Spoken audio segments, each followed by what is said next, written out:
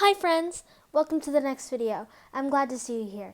Today we're doing a continuation of last week's videos. It's Keeper of the Lost Cities Wattpad fanfiction. Part, what was it now? 5 or 6? I'm sorry, I can't remember. So part 5, I think it was, in the yellow. And yeah, I'll link this part below in the description and I'll put the username of the user who wrote it. So yeah, let's just get on with it. Fitz Vacker. Fitz turned his car off and ran a hand through his hair as Bianna slipped her violet mask over her ears. My goodness, Fitz. Next time I'm taking the bus, she complained, hopping out. Fitz pulled on his own black mask and rolled his eyes. Don't be ridiculous, Bianna. I wasn't that bad. Besides, I don't think you'd be allowed on a bus anyway. Bianna tugged on the sleeves of her turquoise blouse and said, I feel like I've lost all sense of socializing. That is, relatable. Fitz snorted. Over the last few months, the only people he saw in person were his family, and he's spent 90% of quarantine in his PJs, except when he had a Zoom call with his friends. Now, after months, Sophie had agreed to let everyone over at her house. Bianna walked up to the front door and rang the doorbell. Sophie answered a moment later, wearing a red sweater and mask with jeans. Oh, hey guys, she said, inviting them in. Dex was standing behind her with a light green mask. He smiled at Bianna as Iggy came bounding down the stairs and jumped up on Fitz's legs. Oh, hello there, he said, patting the dog's head. Sophie gestured for them to follow her into the living room. I already got some movies out and Edelin's making popcorn and brownies, Sophie explained. Fitz could smell the butter and chocolate through the hall and breathed in deeply. Are Lynn and Tam here yet? Sophie shook her head. They called and said they'd be late because they're picking up a surprise. Fitz nodded. He knew exactly what she was talking about. Bianna had set up a private Zoom call with everybody except Sophie. Her birthday had passed during quarantine, so they could only celebrate it over call. But Dex and Bianna had insisted that they celebrate her birthday as soon as they could, and this seemed like the perfect time. Fitz plopped next to Dex on the sofa and leaned back. Iggy climbed onto the couch and lay on Fitz's lap. Fitz looked at Sophie, who laughed. He does that to Grady, too. I don't know what it is. Bianna sat on the floor next to Fitz and grabbed his foot, twisting it. Ow! What is wrong with you? Bianna giggled, glancing at Dex, and Fitz yanked his foot away, rolling his eyes.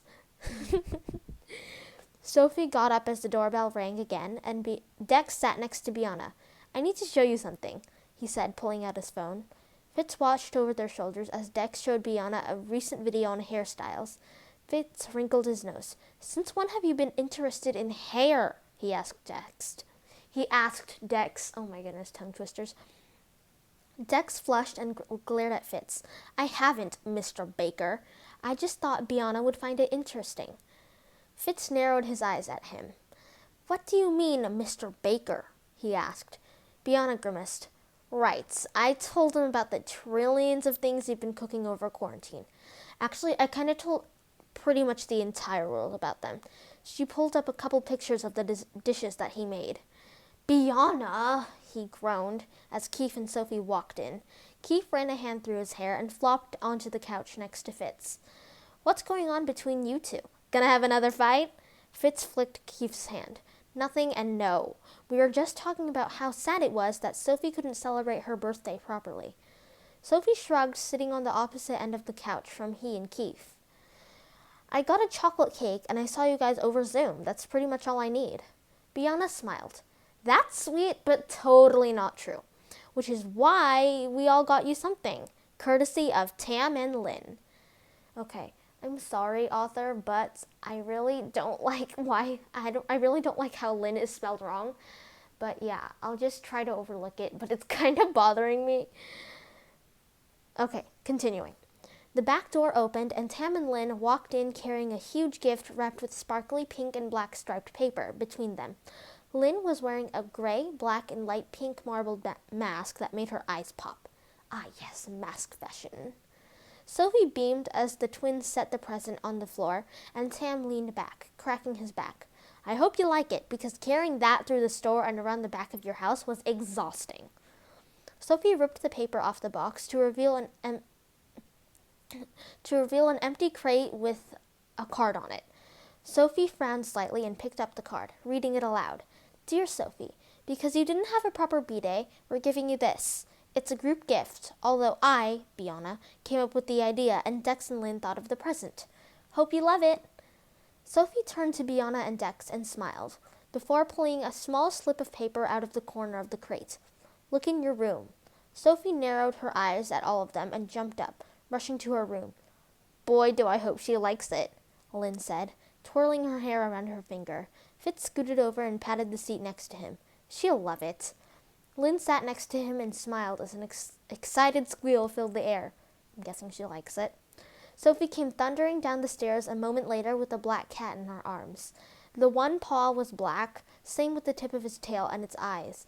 Thank you guys so much, she gushed.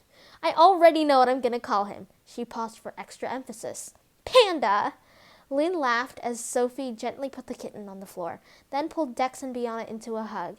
You guys are the best friends anyone could ever ask for. Then she hugged Fitz and Lynn and then Tam and awkwardly side-hugged Keith. Oh, it's the romantic tension. Then she picked up Panda and gestured for her friends to follow. Come, let's go get our popcorn. Everyone followed and Fitz watched as Keith ran a hand through his hair and bit his lip, getting up. Fitz frowned, knowing that was Keith's nervous habit. What was he nervous about? When they got to the kitchen, Sophie handed everybody their snacks. As she got to Keith, he barely grabbed it with the tip of his fingers, and Sophie let go a little too soon. The popcorn dropped onto the floor, spraying everywhere. Oops, sorry, Keith mumbled, crouching down the same time Sophie did. Their fingers touched, and he jerked his hand back. Fitz turned to Bianna, and raised an eyebrow as he knelt down to help. You turning into a Mr. Klutz now, Keith? Fitz joked. Keith laughed, although Fitz could tell it was fake. Soon they were sitting in the living room, eating popcorn and joking, but Fitz kept catching Keith glance at Sophie. He shook his head and made a mental note to get to the bottom of whatever was going on between the two.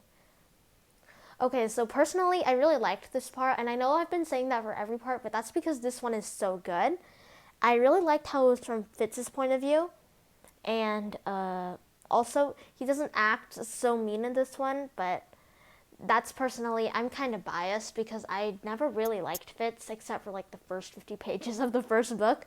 But yeah, I don't really like Fitz in the series, but this fan fiction Fitz, he's nicer, I think, and I really liked his point of view actually.